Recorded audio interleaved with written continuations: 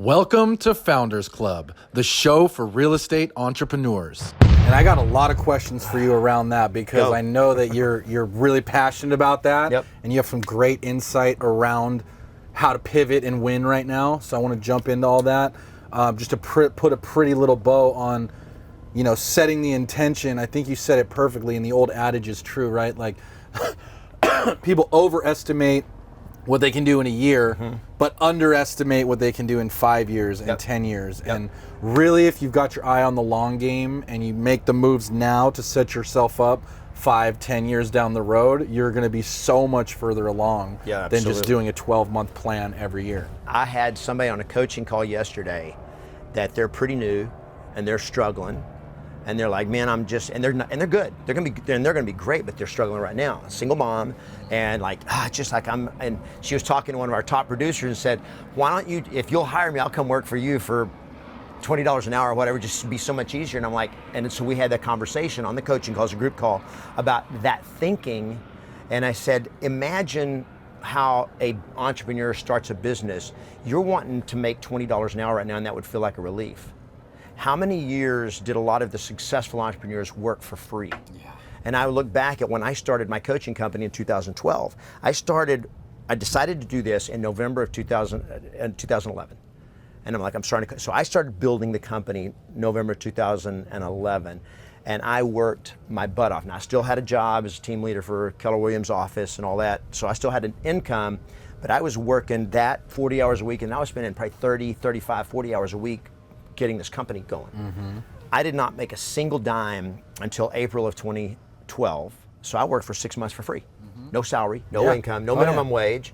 I worked for free. No thank yous, no awards. Thank yous. And then when I quit my job, which that was coming, I knew that was coming. I mean, I already announced that I was quitting and all that. So when I finished my job there in April, by the way, in April, my income from my coaching company from Yes Masters was $808 before merchant processing for my the credit card payments. I had 9 people sign up for an $89.95 a month group coaching program. That's how I started. I made $800 my first month. You were probably so excited about it? Well, I was excited that I made money at all, right? And then May came, and I made a little bit more, but I had no other income. So by July, I couldn't pay the rent. And I was living here in Hermosa Beach. And by August, I lost everything. I kept my car, and I kept my air mattress that we'd used for tent camping, and my clothes.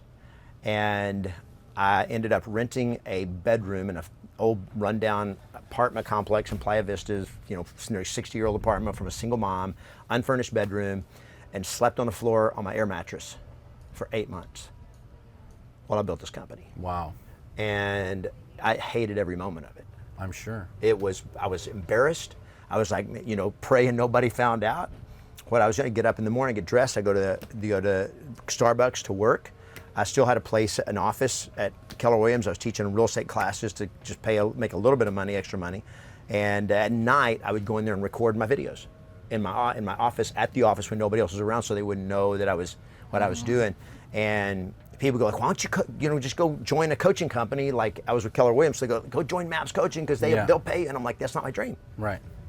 My dream is worth fighting for. And that's, I think, is what everybody has to understand. In real estate agents, you have an opportunity as an agent to build something, to build a business. You can get to control your income. It's hard up front. There's no guaranteed salary. Yep. There's no guaranteed business. You have to go get it.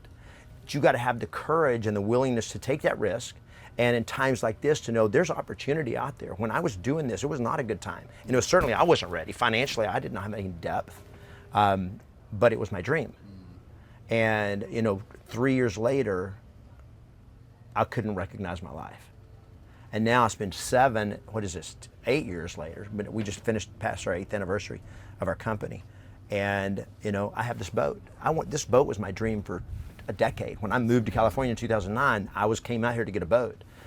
And this is my dream. And I'm living that dream. Now, am I done? Oh no. But how did I get this boat? Because I set the intention to get this boat, and I knew I could never do it working for somebody else. Yep. And I was willing to build something that would allow me to have that kind of success. Yeah, and I think as an entrepreneur, I think your willingness to be able to eat shit if you need to is like Pretty much did. level 10 out of 10. Like that's the that's to me the difference maker between the successful entrepreneurs and the ones that don't make it, because you were willing to, no matter what, keep on this dream, grind it out, sleep on the floor, lose everything, and now here we are on your 50-foot sailboat. Yeah, and you and I were, one thing that we did was we invested in ourselves, because that's how we met. Yeah. Was in a mastermind that was, what, 25,000? Yeah, 25K. 25K a year. That I didn't have that money, but I needed this. Right, I needed that association, I needed that mentorship, and that was not the only one I was in. And I know you guys have done other stuff.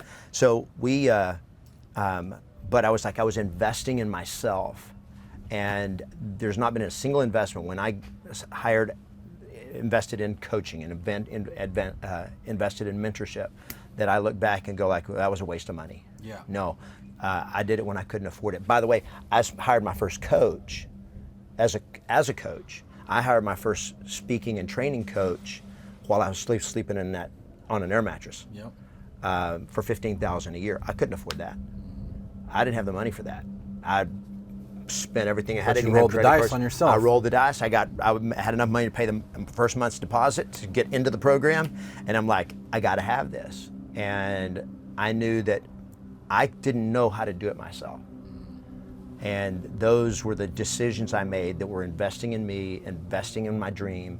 Yeah. That now looking back, it was like, that's how you build it. Yeah. Pay the price. Yeah, it's 100% true. Mikey Taylor said on he's a big hedge fund guy, he runs a real estate development company. He started St. Archer Brewing and sold it to Miller for an undisclosed amount, but it's like $30+ million. Yeah. He said the same thing. He was like, in all the things that I've invested in over my whole career, the best investment I ever made was investments in myself. Yep. The coaches I hired, the events I went to, the groups I got myself into, stuff like that. And it's really true, because you're getting shortcuts from people that have already done it. And those shortcuts are the roadmap to the easiest way. Speaking of what the easiest way is, it's not working. It's just having the right roadmap to where someone that's already climbed to the top of the mountain and says, this is the path to go. Don't go over here because there's danger. Don't go over here because you'll get slowed down. Just take this route and you'll get to the mountaintop. Absolutely. If you're new to the channel, my name is Oliver, and I'm a 3-time Inc. 500 real estate entrepreneur. I'm a co-founder of a brokerage with over 1,000 agents doing $4 billion in sales, and I'm an active real estate investor. But most importantly, I'm passionate about helping you grow your real estate business. Don't forget to subscribe. Let's go.